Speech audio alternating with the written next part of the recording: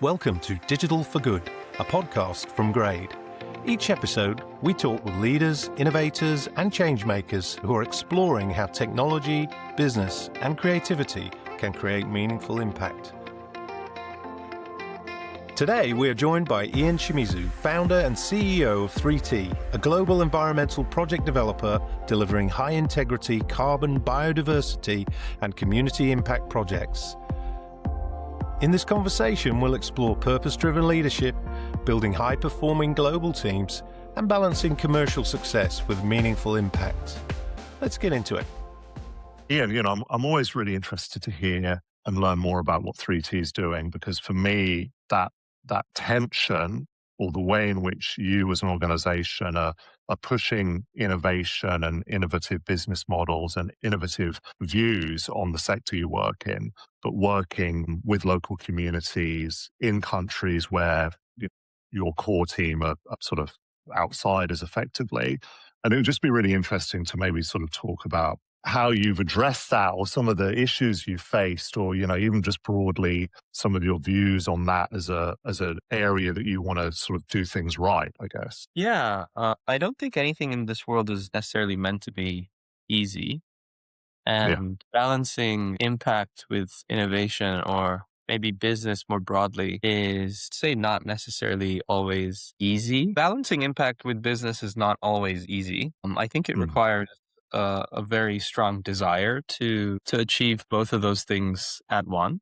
So ultimately, it comes down to a decision of whether that's something you truly want to do or not. And once you're able to decide on that, it becomes a problem-solving quest of how you can shape your business around the impact that you want to create. I don't actually necessarily think it has to be a business. It could be a nonprofit. It could be an association. It could be an initiative. It could be a project. It doesn't really matter what the vehicle is, because each different type of impact has probably its most appropriate vehicle. But it is really about prioritizing how you can make that impact and figuring out the most effective strategy to implement that. Yeah, so it's framed around, there's symbols in what you've just said around, product thinking even. It's like, what's the core outcome for you? It's the impact. And then how do you build or structure to meet that, at a desired, time frame or timeline. So I really like that idea of not coming in with an imposed or a preset collection of structures or solutions, but instead working from the impact backwards. Mm-hmm. Yeah, absolutely. For me, more fundamentally, the question is, how is it that you want to live? And how can you be proud of the change that you're implementing in the world?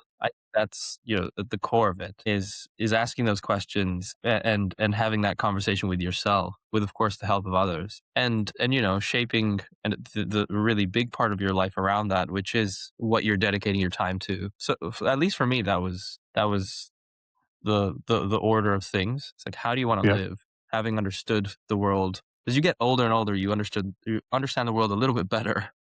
Yep.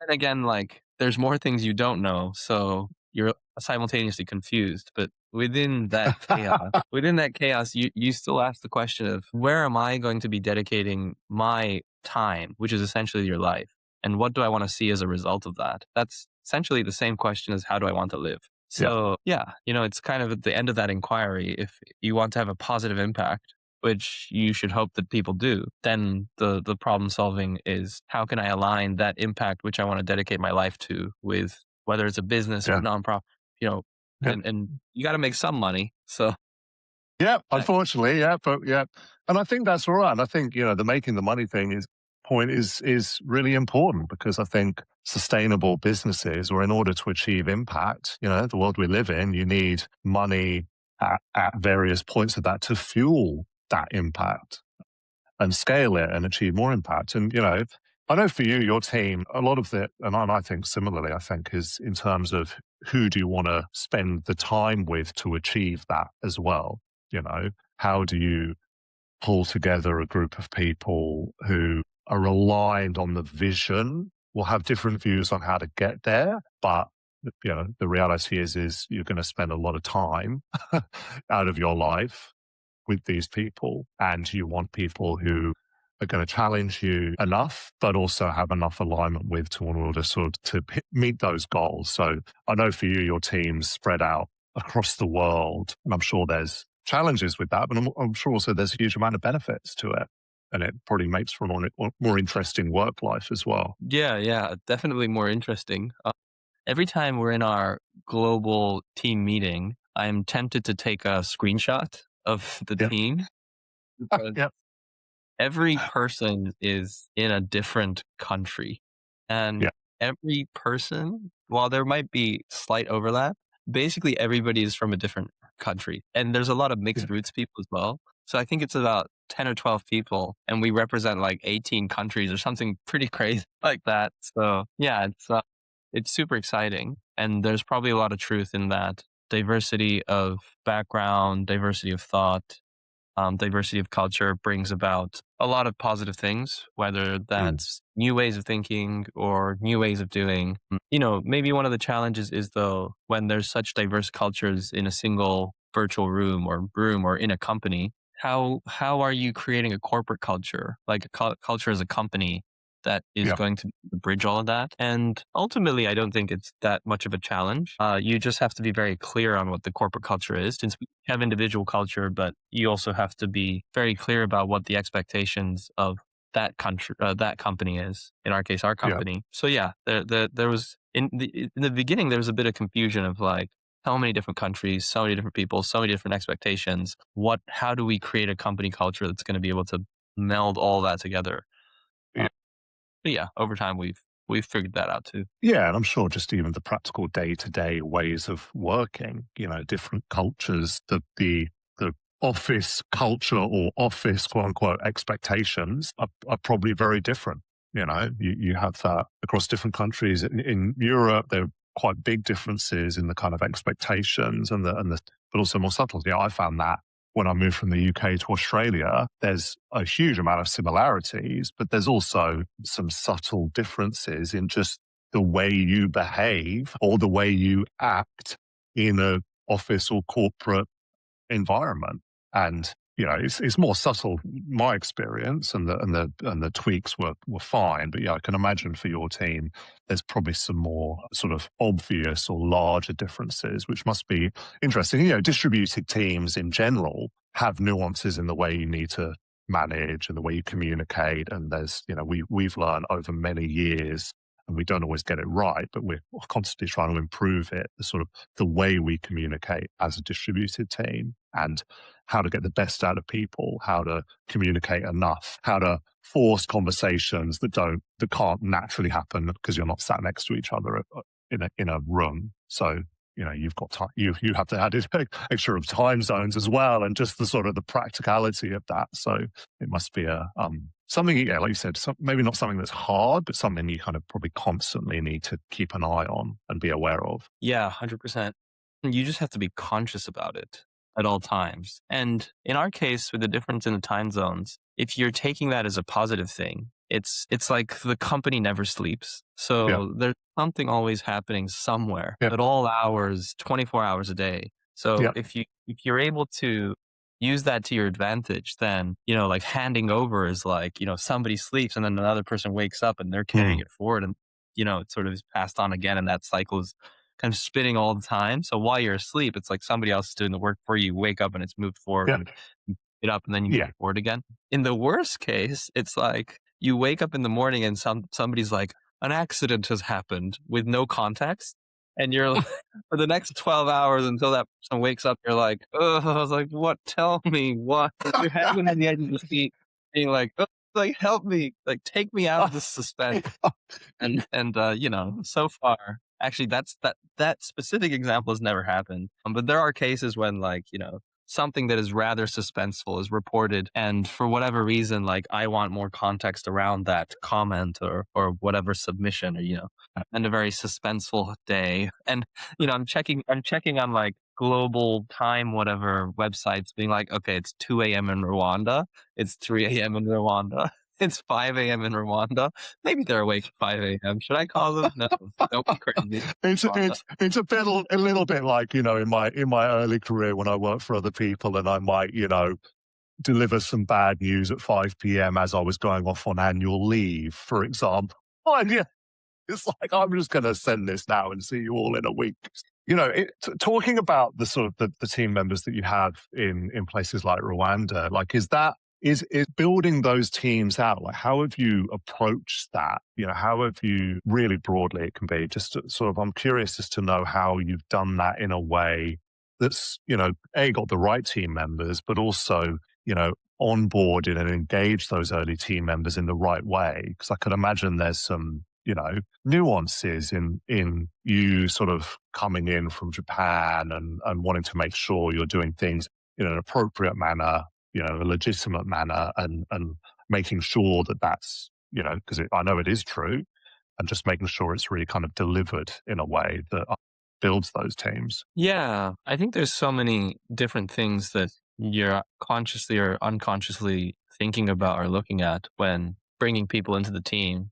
But for me, over the years of trying to build local companies and the global company, there's a few things that come to mind. One is communication, because we are a remote company, and I'm constantly reminding the local companies that we are like X hours away. Time zones are so different. When we don't get to share office space, that over communication is very, very important. And that's about reporting things. That's about asking things, and just communicating in between the calls that are set up in our calendar, which are never enough for everything. And then of course experience, expertise, and depending on the person, leadership, and some display of commitment, whether that's over time or whether it's, vocally sort of that person is saying that, they're committed. It all is, all of those things are ingredients of building trust. Yeah. And I generally take the position of trusting somebody until they give me a reason not to. So like always giving the benefit of the doubt and saying, like, I'm starting from a point of 100% trust, and it's either we keep it there or it slowly gets eroded to a point. If it does happen, it's so eroded that like I need to think about replacing the person. Yeah. And I think I'm pretty clear about that expectation right off the bat, that my base of operation is I trust you. And, as a company culture, we want to over communicate. We have like a culture deck, which is about, it's funny, when I created the culture deck and I sent it to my team and I was like, can I have feedback? Everybody said, it's very long. Well, we've got a lot of culture. We have so much culture. We needed a long deck. That was the dominant piece of feedback I got. They were like, it's nice. It's really long though. And I was like, yeah, thanks. Well, I'm going to keep it that way. That's great. So we kind of have that. So the expectation is very clear from day one. Yeah. And there's been instances where it's worked. There's been instances where it hasn't. One of the pages in the culture deck is be exceptional. Just literally just says be exceptional. And the idea there is that you can't, like, I can't tell you what the most exceptional version of you is, but the expectation is that you are striving to be that version of yourself. Right. I love it.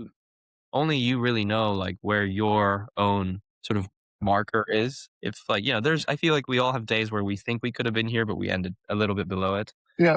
And you're like, how can I do a bit better tomorrow? Whatever. There's days when you feel like you've really, outdone yourself, and it's great. But one quality of exceptionality that I've seen throughout my time working on different things is when you work with an exceptional person, suddenly it feels like a certain weight has been lifted off of your own shoulders. Put another way, exceptional people make work and life easier for others. And that's almost the subjective experience that you feel immediately working with somebody who is exceptional. So also in the culture deck saying exceptional people make work and life easier for others. That is in fact the essence of work. Is my job is to make your work a bit easier. And if we can have that virtuous cycle kind of operating all across the organization, then everybody's making work easier for others. And that's when you have a really high functioning team. So when it starts to feel like somebody is operating in a way which is making work or life harder for others, that's when they're not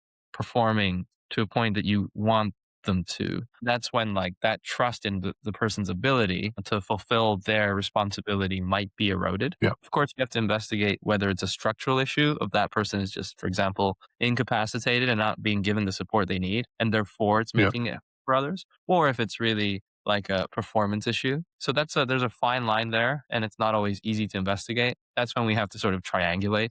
Yeah. But we work remotely, so one person could say something, we don't know if that's true. Of course, it could Yeah, be sure. true, it might not be the whole truth. So then you kind of have to triangulate, etc. Yeah. And it's hard, like we do a huge amount of our internal team comms. It's over text, it's written, and Yeah, yeah. that can, I think being able to write clearly and communicate clearly by writing or by typing is really, really important. However, nuance does get missed, and some people communicate in a slightly more, abrupt manner, not meaning to be abrupt. It's just their style of writing, especially someone who, I'm not saying programmers, but people who are deeply focused on something then might need to communicate quite briefly and quickly and tersely, and that can be misread and misconstrued. So we try, and I don't think we always get it right. I think in the early days of Grade, we were very text-based communication. We didn't have enough time on video calls together. And to be completely honest, when we changed that and did more of them, I probably was least keen just because I think I communicate quite well and I'm quite comfortable slightly async over text. However, since we've done that and we spend more time on calls or video calls together, you build rapport. The big thing for me, and I'd be interested to know how much time you need to spend kind of on the ground as such, is we've made an effort over the last, say, 24 months to see each other in person more often, not rigidly, and there's not necessarily a sort of calendar around it, but the time we do has been so beneficial.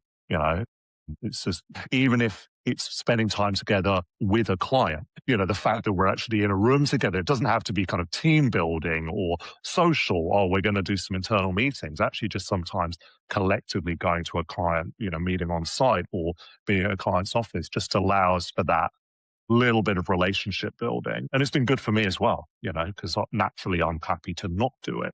And me pushing myself to do it more has been really beneficial in terms of culture and trust. Actually, trust is a big thing of that. Yeah, 100%. And also appreciating the context that surrounds that person, or that might surround the way they say things. Like when you meet the person and you are in closer touch with their personality and character, you're like, oh, like I get it. So like that was a joke. That wasn't you taking a real jab at me. That was actually a joke. Oh, I get it now. Totally.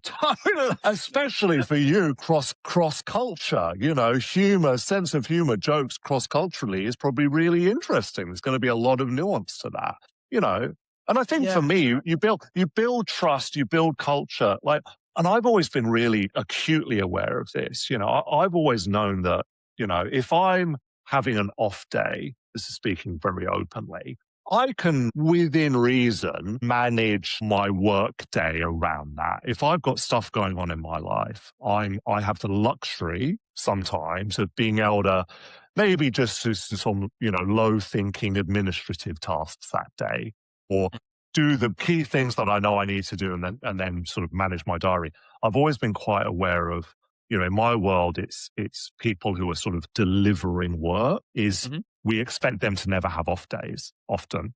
We kind of think, well, no, this has to be done by Thursday, or so you have to get it done today. And I try, and I think even when I work for other people, I was always quite aware of that. There's this sort of expectation that people or certain role types should almost be able to behave as robots. And, you're booked on doing X on Wednesday, you will get it done on Wednesday and you will finish it on Wednesday. And, the reality is that's sometimes possible, not always though. So I think, like you said, kind of being able to build trust, having a bit of a sense of humor with people, understanding that, working from 100% trust is the baseline, which I really like, as opposed to the whole, you need to earn trust. It's like, well, no, you're just trusted and then it's up to them. And I think once you've kind of got confidence in that, you can understand the realities of people and what they might be going through or why they might not be working at 100% today. Because, we're all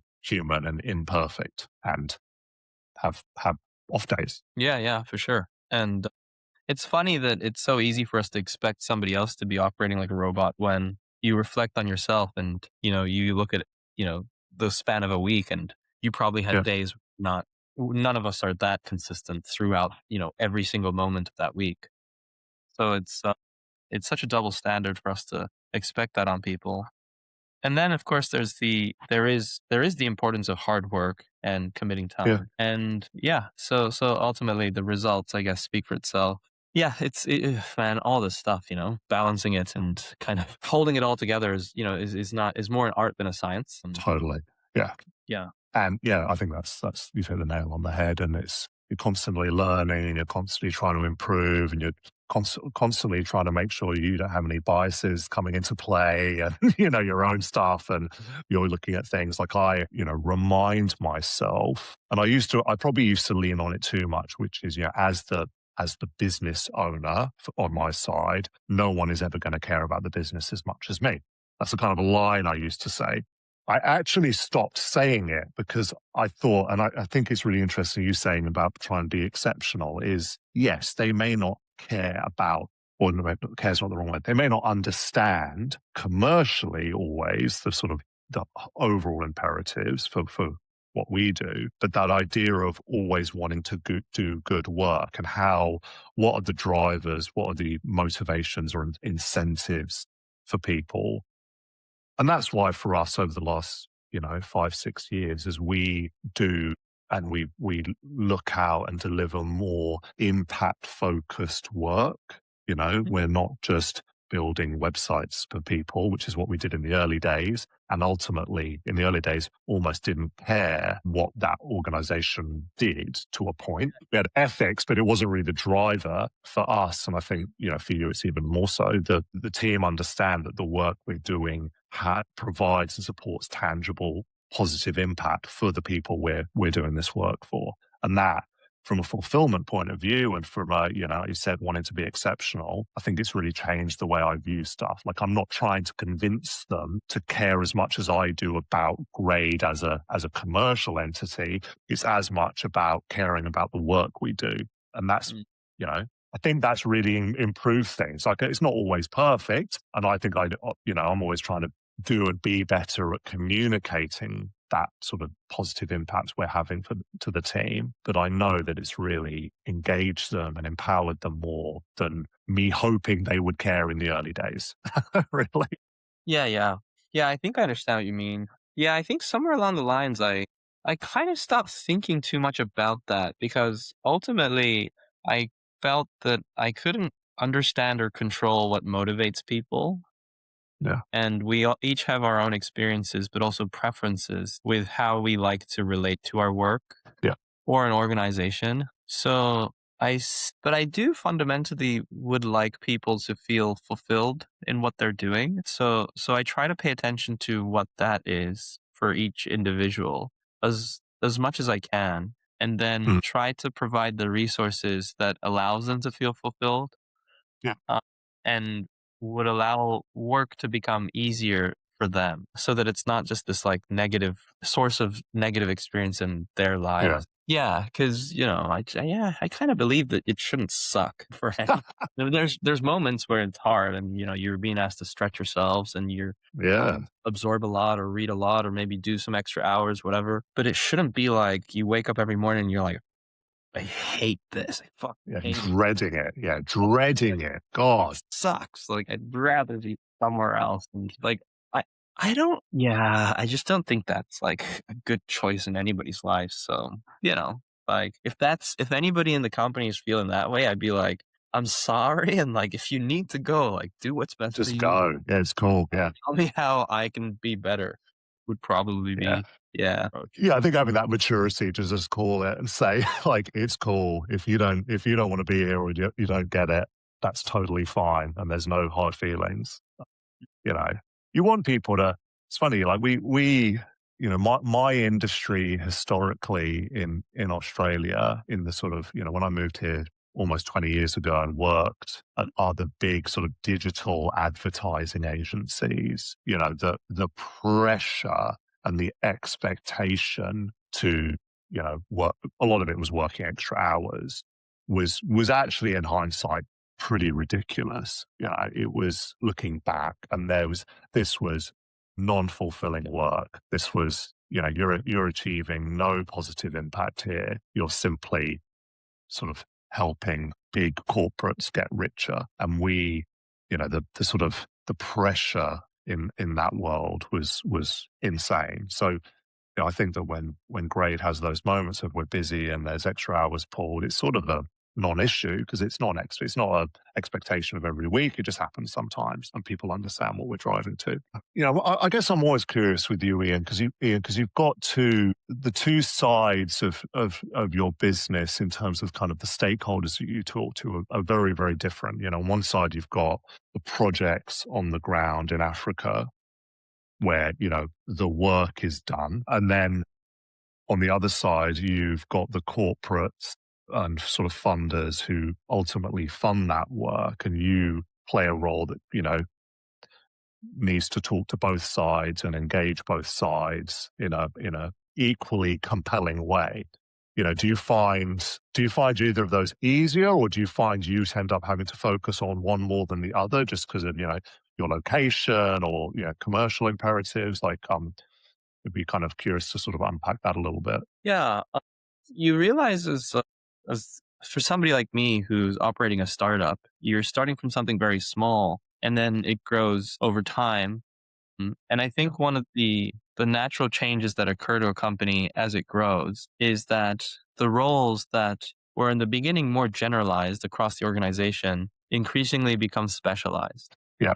So in the beginning, I may have been looking across the spectrum of engaging with investors all the way down to, looking at the project design.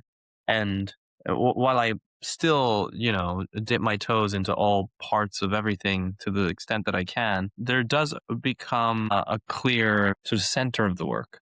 It just starts to emerge. And in my case, that is bringing capital into the company and the project. Yeah.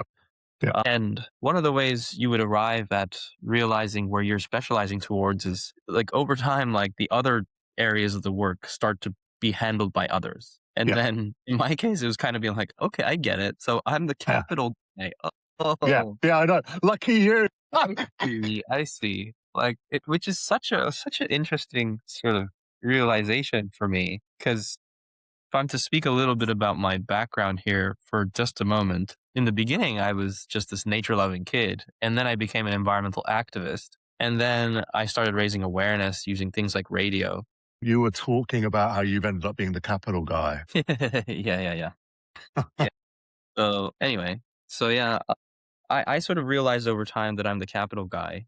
And for me, that came as a surprise, almost sort of a reluctant surprise, since I started out my journey being an environmental loving city boy, thinking, I love both. I love cities and I also love nature. And then kind of coming to the realization that, oh my God, like we as a civilization are destroying nature, which propelled me into this sort of track of work. It initially started out as an activist because, I just had a lot of this sort of anger, anxiety, not really sure like what the best way to apply that was going into activism. And then over time started a nonprofit for forest restoration and conservation, and which spun out into the for-profit. So in that evolution, I was always sort of considering myself to be that nature guy, which was true in the communities that I was in, which is certainly my the view that I had of myself. And then so to be at 3T and then see myself become the capital guy over time as the organization is growing, you're sort of like, oh, wow, okay. And which I actually am learning to enjoy. Because at the end of the day, that is the fuel that is required to create the impact that you want to generate. Totally. So it's absolutely necessary. But I would also say that I think this might be true for various people who would be working in impact or what they love, etc., that there at a certain point may have to be a step change in where you are finding your source of motivation. In the very beginning, it is very much sort of action to impact is this clear, direct line. I go and start an organization and then I raise awareness or I raise money and then we donate it and we create the impact, and it's kind of like you're involved in all layers of it. But as the complexity of the initiative or project or the company grows, like my sort of action to impact might not be as direct as it used to be. Yeah. So as you Yeah. become the capital guy and you're spending your morning to night thinking more about capital than which species you're planting on the ground, Totally. Yeah. you are fulfilling a part of the greater puzzle in order to create the impact at the end of it. But that part of the puzzle might not necessarily be something that you had always expected that you'd be spending time on or that you were necessarily interested in initially. So to still be able to find motivation in doing that requires, I think, a step change, a mind shift, a change in expectation, and a sophistication perhaps in the way that you see and understand what it means to create impact. That Yeah. was certainly the case for me. Yeah. Yeah. Yeah, and I think it's it's learning new skills. It's flexing things in a different way. And yeah, I've gone through a not dissimilar journey as well. When I realized I'm the sales guy ultimately, or I'm the external facing sales person of the team, because ultimately people want to understand who they're buying from, or the direction or the sort of culture of a business they might want to work with. So yeah, as I got, I started off grade as a sort of product manager effectively. So that kind of generalist design, dev, working very close to being very, very close to the work. And I still am, but yeah, my responsibilities have changed. Not necessarily what I want to be doing every day, but it's what I do and I've learned how to do and I've got better at, and I'm still learning and trying to improve on. So I guess any business that grows, even grows patiently or organically, or grows massively and at velocity, it's probably similar things that a lot of founders need to do, really. Yeah.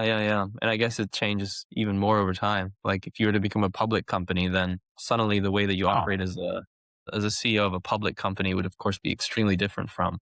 Totally. And I've got, not close peers, but peers who started off as scrappy startup founders and are now CEOs of publicly listed businesses. And I can't really picture them doing that, if I'm honest, knowing what they were like 15 years ago. But, they've lent into it and they're doing it and they seem to be doing okay at it. But yes, it's definitely a sort of a big change and a big, development, I think, that people go through. Yeah, for sure.